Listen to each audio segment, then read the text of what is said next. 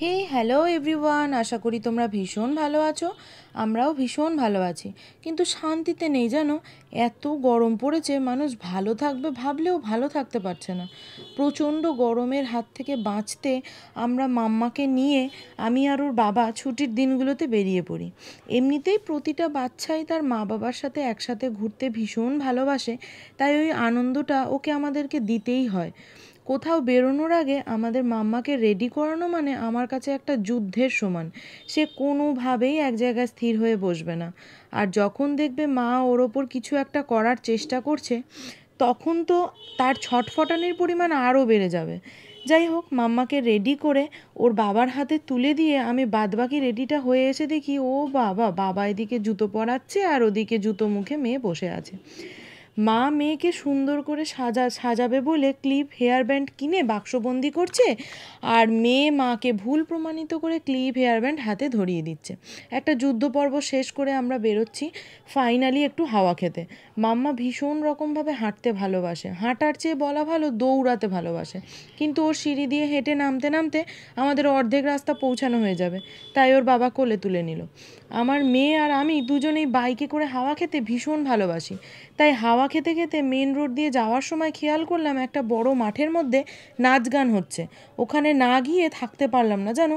গিয়ে দেখলাম আমাদেরই মতো কোনো এক সম্প্রদায় ওদের একটা পুজোকে ঘিরে আনন্দ উৎসব করছে। এরকম নাচ আমি আগে শান্তিনিকেতনে একবার দেখলেও মাম্মার এই নাচ দেখা কিন্তু প্রথমবার। খুবই ভালো লাগলো নাচটা দেখে। আর ওদের সাথে কথা বলে জানতে পারলাম এই পুজোটাকে ওরা শালুক পুজো বলে।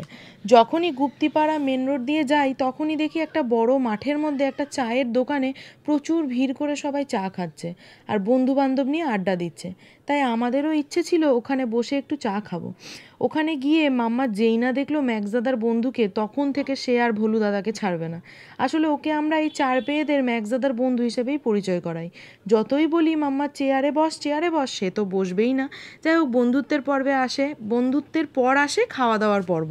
ওকে খাওয়া দাওয়া করালাম আমরা, আর মাম্মার হাত দিয়ে দেওয়া করাই, কারণ ছোট থেকে আমরা ওকে শেখাতে চাই যে ওরা যত্ন পাওয়ারই জিনিস, ওদেরকে অবহেলা করতে নেই।